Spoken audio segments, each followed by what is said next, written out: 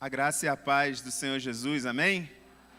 Cumprimento os amados irmãos, boa noite a todos. Que essa presença do Espírito Santo de Deus, essa glória, a manifestação do Senhor, ela continue presente aqui com cada um de nós e que o Espírito Santo venha falar aos nossos corações nessa noite, em nome de Jesus. Antes de passarmos para a mensagem, para a palavra, eu quero cumprimentar todas as irmãs pela passagem do Dia Internacional das Mulheres no dia de ontem. Que Deus abençoe a cada uma das irmãs, continue abençoando, fortalecendo, dando sabedoria, direção para cuidar dos seus lares, cuidar da sua família e fazer a obra do Senhor de maneira tão digna e tão brilhante como as irmãs têm se mostrado nesses dias. Amém? Que Deus abençoe. Quero convidar os irmãos a abrirem as vossas Bíblias no segundo livro dos Reis, segundo Reis, no capítulo 4, já que estamos aí ainda nas comemorações do Dia das Mulheres, né? Não por isso que foi a palavra, não por isso que o Senhor me guiou, mas acabou sendo bem proposital a esse dia, a essa época que nós estamos comemorando. Vamos falar de uma mulher muito importante na palavra de Deus, que foi a mulher sunamita. Segundo Reis, capítulo 4, a partir do versículo 8. Segundo livro dos Reis, capítulo 4, versículo 8. Amém? Todos encontraram? Segundo livro dos Reis está aí. Ele vem logo depois do primeiro livro dos Reis. Claro, né?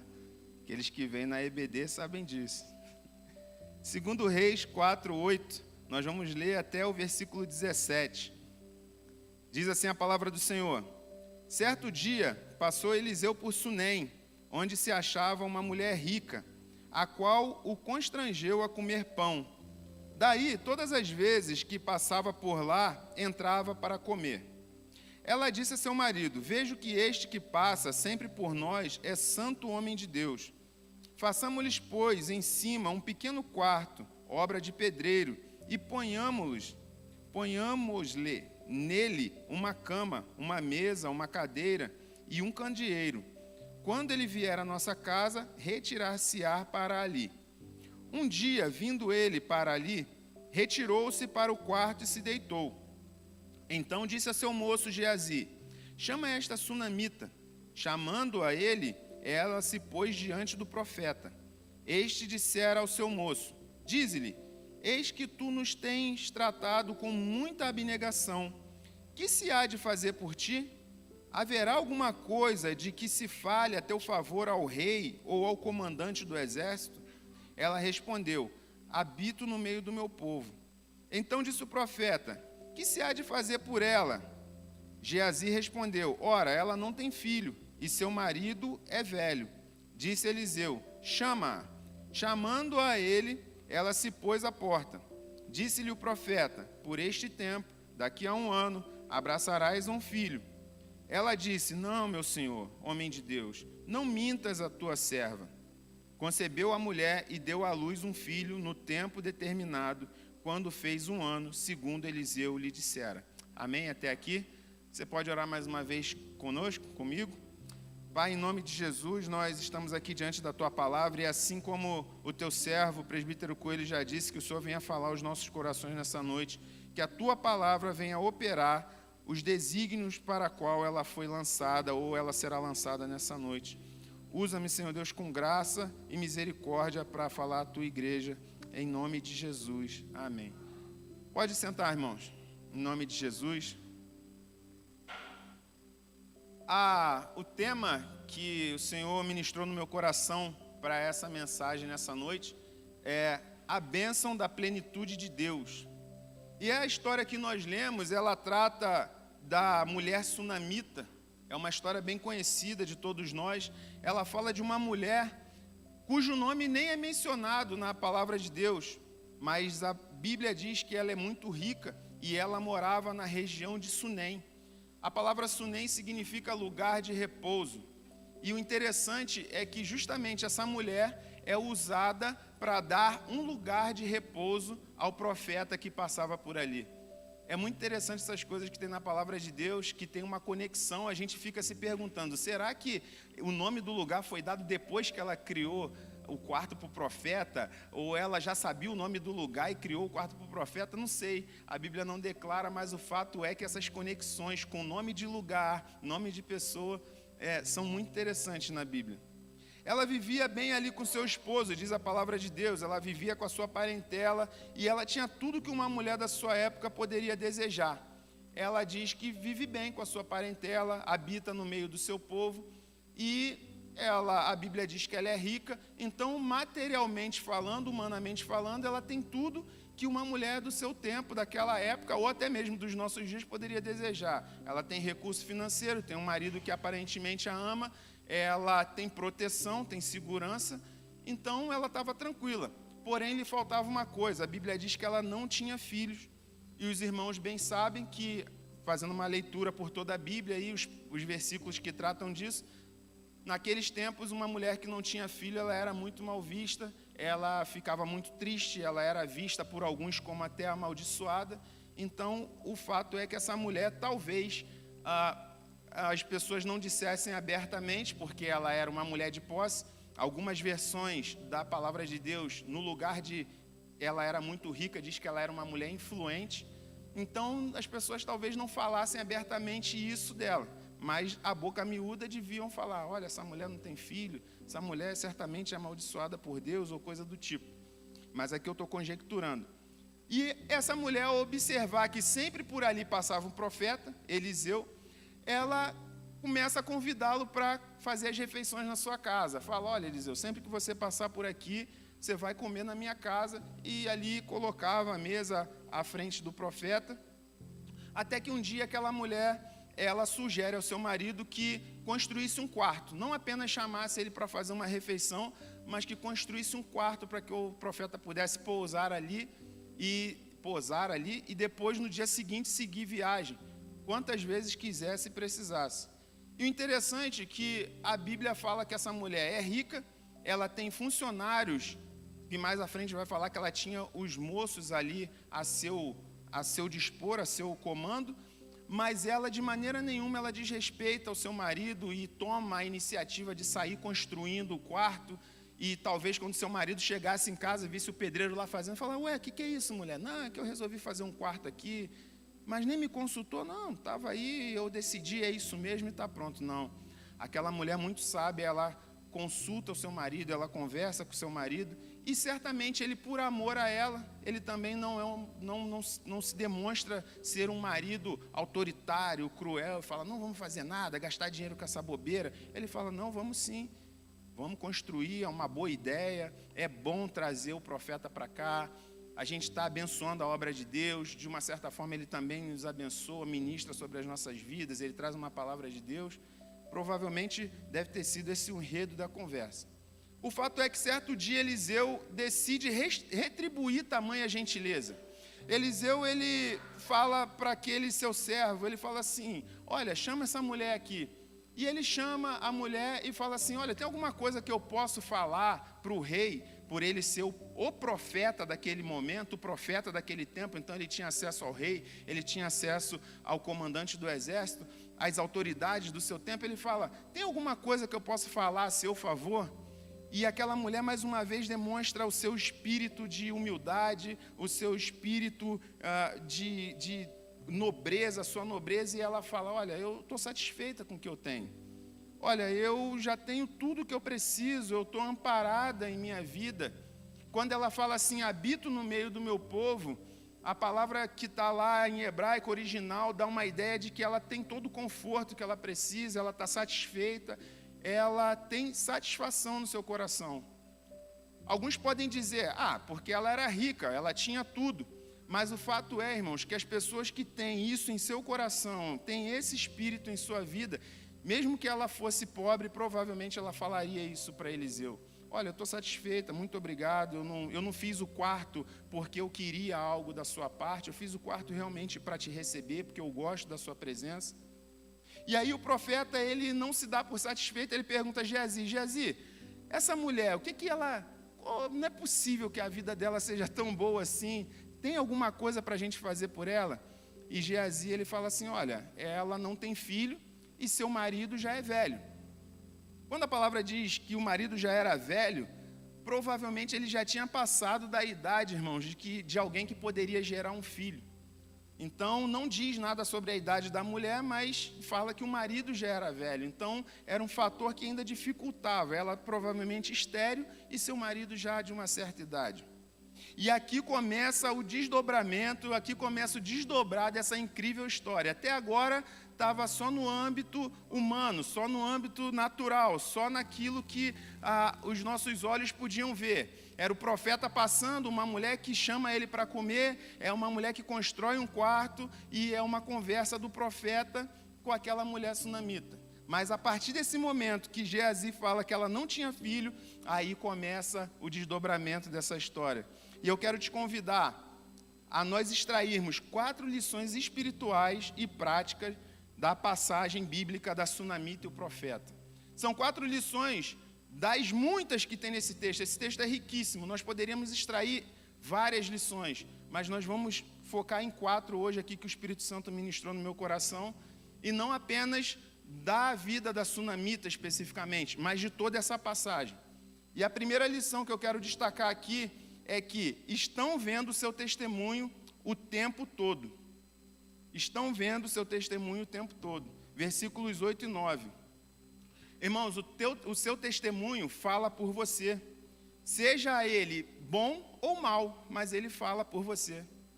Tem um ditado popular que diz que a fama precede a pessoa, não é verdade? Não tem esse ditado popular? A fama precede, a fama chega antes.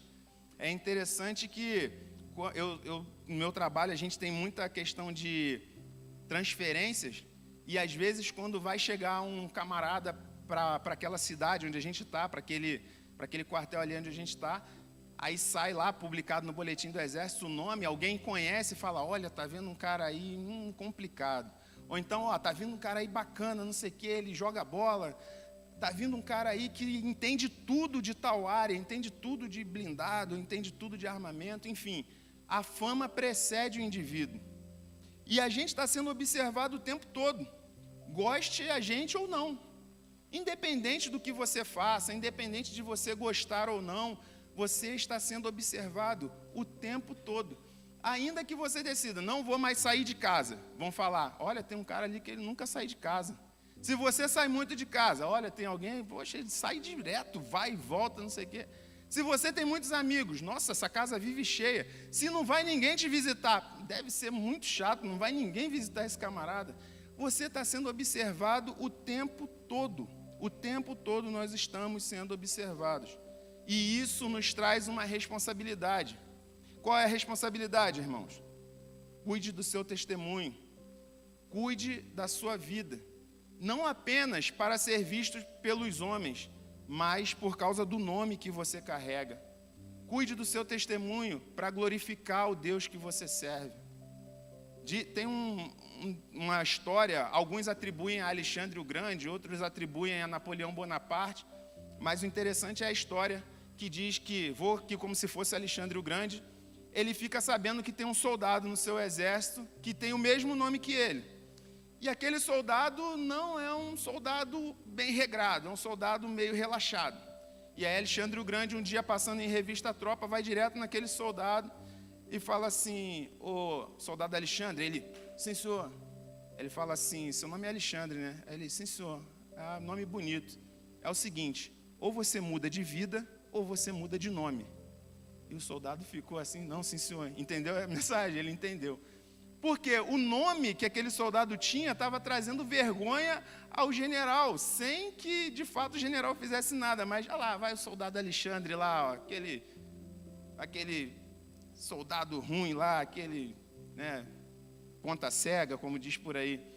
E aí trazia vergonha ao nome do Alexandre o Grande. E nós, como cristãos, imagina se Jesus um dia chegasse assim, você é cristão, né? Ele disse, sou. Cristão diz pequeno Cristo. Aí, estou sabendo, senhor. Aí ele vai falar, ou você muda de vida, ou você muda de nome. porque você está carregando o meu nome e o seu testemunho não está sendo bom. Estou vendo daqui de cima que o seu testemunho não está sendo bom. Então, devemos cuidar do nosso testemunho, não porque os homens estão nos vendo, mas porque o céu e o inferno estão nos vendo. Você sabia que você é conhecido também nesses dois lugares? Você é conhecido no céu e você é conhecido no inferno. Quando aqueles homens lá no livro de Atos vão expulsar o demônio e eles não são servos do Senhor, não sei a conduta de vida deles, mas eles vão falar, eu te excomungo, eu te repreendo pelo Jesus de Paulo. O demônio fala, olha, Paulo eu conheço, Jesus eu conheço, mas e vocês, quem são? E aí dão a coça naqueles caras e eles saem correndo nus. Mas a segunda lição que eu quero tirar desse texto é que não limite a sua visão. A primeira delas, estão vendo o seu testemunho. O Eliseu passava e aquela mulher sunamita falava, olha, ali vai um profeta do Senhor, vamos chamar ele para comer aqui em casa, vamos construir um quarto para ele descansar aqui. Ela estava observando o testemunho dele, ela sabia que ele era profeta do Senhor só pelas atitudes de Eliseu. Mas a segunda coisa que eu vejo nesse texto também, e é uma lição para a gente, é não limite a visão, versículos 11 e 13. Aquela mulher era uma mulher muito grata. Quando Eliseu pergunta, o que eu posso fazer por você? Ela fala, não, eu já estou bem. Eu vivo bem aqui no meio do meu povo, e isso parece uma coisa boa. Gratidão, contentamento. Porém, mesmo pessoas gratas podem ter uma visão meramente material do que é a bênção do Senhor. Mesmo pessoas gratas podem ter uma visão meramente material do que é a bênção do Senhor. Ela disse que ela estava bem, que a vida dela estava boa, diante das coisas que ela tinha materialmente. E realmente a vida dela estava bem. Mas a vida dela faltava alguma coisa. Era algo material, entre aspas, sim, porque era um filho, era para poder tirar a vergonha dela, era para completar a família. Mas a Bíblia diz que o filho é herança do Senhor.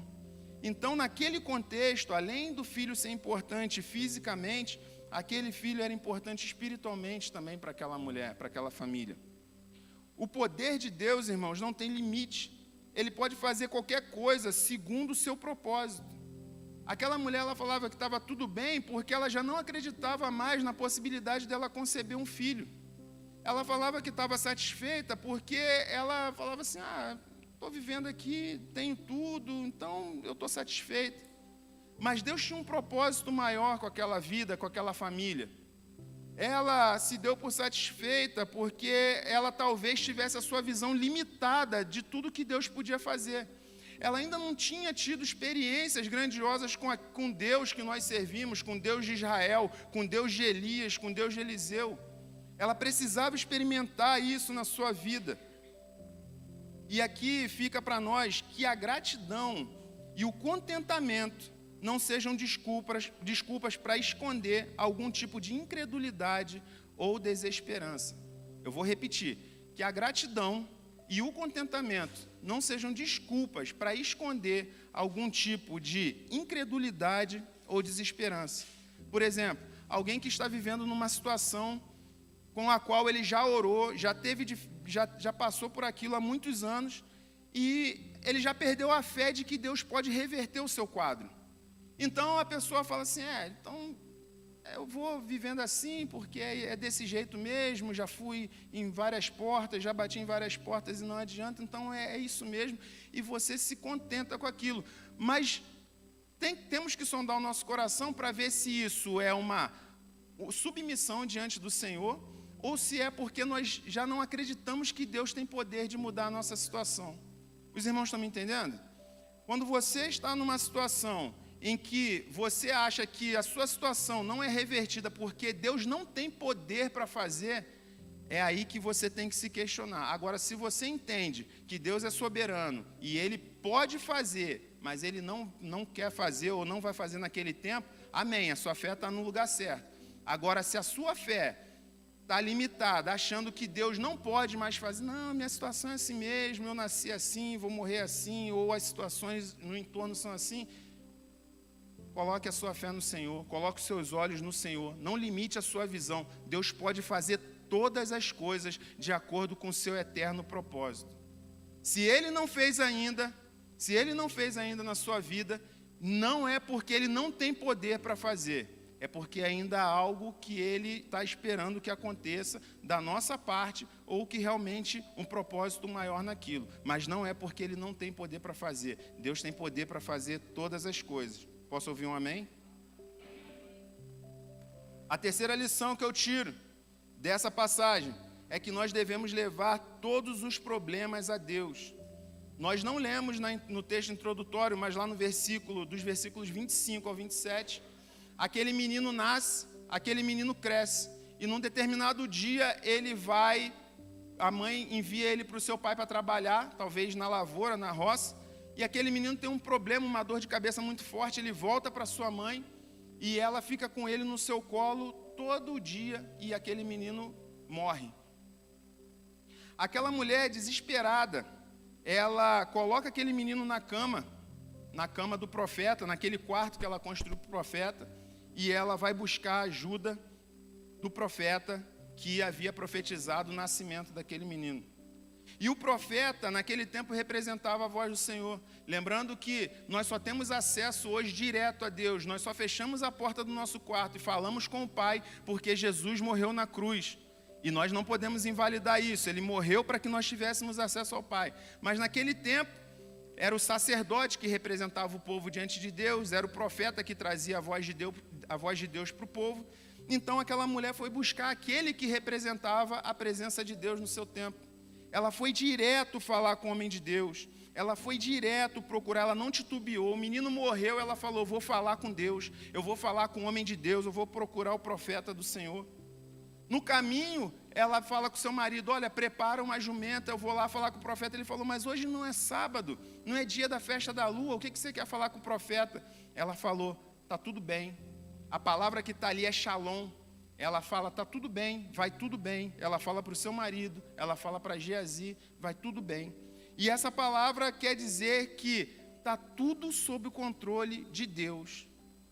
Aquela mulher, irmãos, note que ela não foi falar com seu marido do problema, ela não falou com o seu vizinho do problema, ela não falou com o rapaz que conduzia a jumenta sobre o seu problema, ela falou: está tudo bem.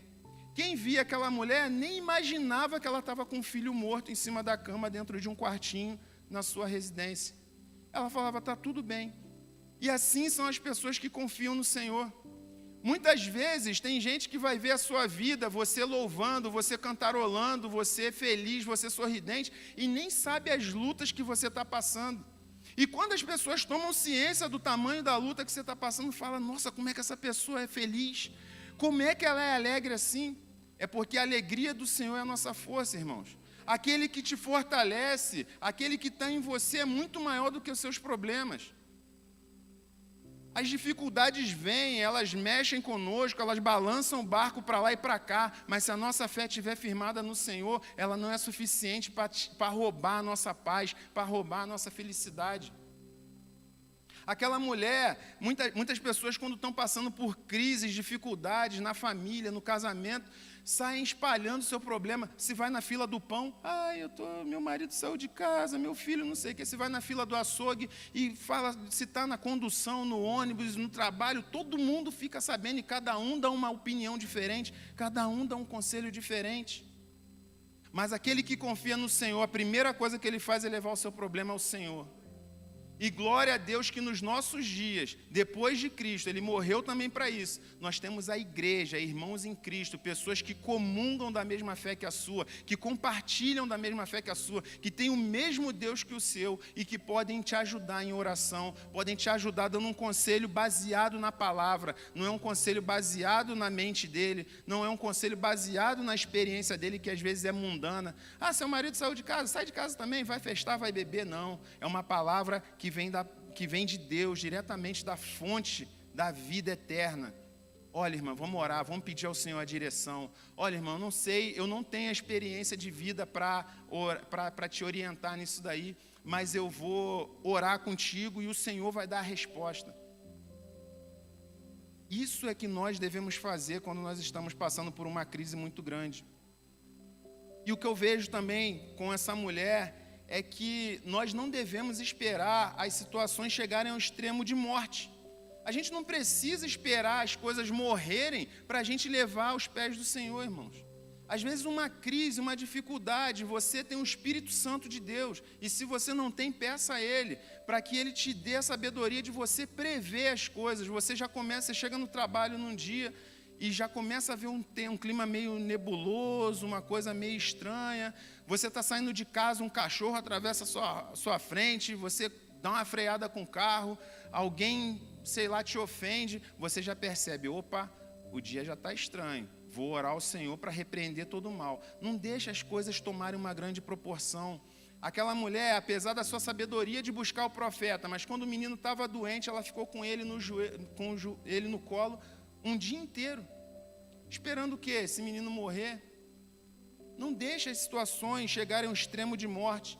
Não porque Deus não tem poder de transformar a morte em vida, mas porque às vezes a gente não precisa necessariamente passar coisas tão extremas para que Deus entre com uma ação, para que Ele mova a situação ao nosso redor. Amém? Leve seus problemas ao Senhor. E para finalizar essa palavra, a quarta lição que eu tiro dessa passagem da mulher sunamita é que o milagre tem sempre um propósito maior envolvido. Em Provérbios 10, 22 diz assim: a bênção do Senhor enriquece e ela não acrescenta dores. E aquela mulher, ela recebeu uma grande bênção, que foi o filho, sim ou não? Sim ou não? Ela recebeu a bênção do Senhor, o seu marido era velho, ela era estéril, ela recebe a bênção do Senhor. Mas em determinado momento aquele menino morre, aquilo traz tristeza para ela, sim ou não? Mas como assim a bênção do Senhor, a palavra de Deus diz que a bênção do Senhor enriquece, e ela não acrescenta dores, mas acrescentou dores àquela família. Por que isso? Deus nunca faz nada sem propósito, irmãos. Nunca faz nada sem um propósito. Aquela mulher que inicialmente não acreditava que ela poderia ter filho, que estava ali satisfeita já com a sua situação de esterilidade, que ela falou para o profeta: olha, eu estou bem, estou satisfeita aqui, eu tenho tudo. Ela primeiro vê Deus fazendo uma obra grande, que é ela ter um bebê.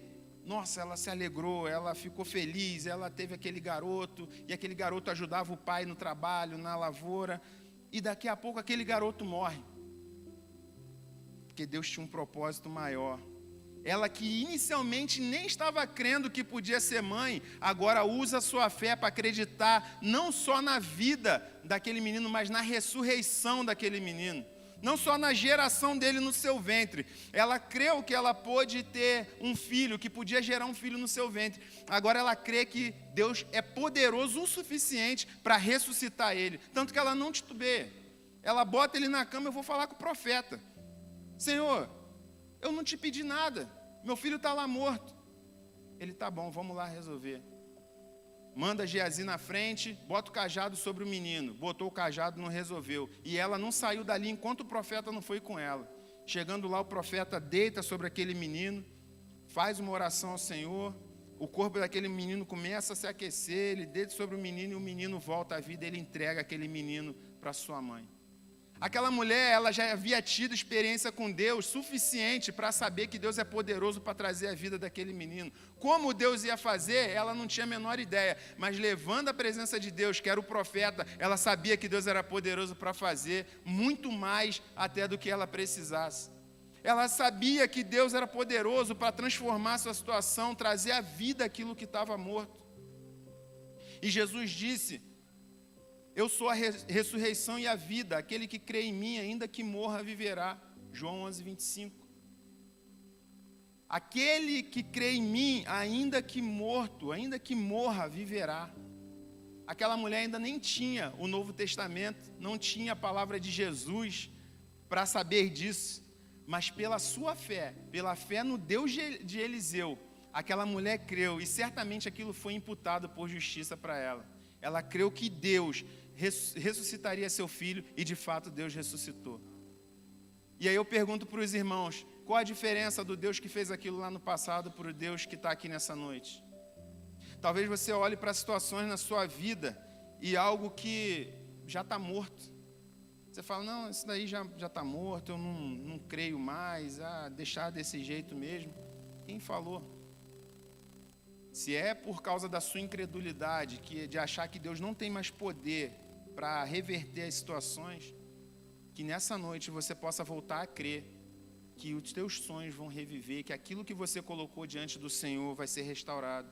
Ou ainda aquilo que nem veio à existência, aquilo que você já desistiu de buscar, aquilo que você já perdeu a fé, nessa noite é noite para restaurar a fé, reavivar o sonho e trazer novamente a sua fé para buscar isso diante do Senhor. Talvez você esteja na zona de conforto, como aquela mulher, e essa zona de conforto faz com que você nem sinta mais a presença de Deus. Há muito tempo você não sente o Espírito Santo, não conversa com Deus, não sente o toque do Senhor. Deus tem sido para você apenas uma história, uma lembrança, uma história bonita narrada na Bíblia. As suas orações têm sido meramente formais, na hora do almoço, na hora de dormir, na hora de acordar. Mas Deus não é mais aquele ser presente, pessoal, que fala ao seu coração. Hoje é noite de resgatar isso daí. Assim como a mulher sunamita, que não tinha essa experiência, não havia tido essa experiência com Deus, nessa noite é noite de buscar essa experiência com Deus. Temos orado por avivamento nesse tempo, irmãos. Temos orado por avivamento nos nossos dias. Temos orado por avivamento da igreja brasileira. E é noite de nós buscarmos também esse avivamento. Se você foi tocado por essa mensagem, não deixe de curtir esse vídeo. Inscreva-se no nosso canal no YouTube e assim você pode ter acesso a mais mensagens como essa para edificar a sua vida. E se você deseja fazer parte da nossa igreja e ter mais acesso às nossas informações e novidades, é só você baixar o nosso aplicativo no seu celular. Baixe gratuitamente. É só você abrir a loja virtual no seu celular e digitar IBI Cascavel. Ali você baixa o nosso aplicativo e tem mais acesso às nossas novidades e faz parte dessa família também. Deus te abençoe e um grande abraço.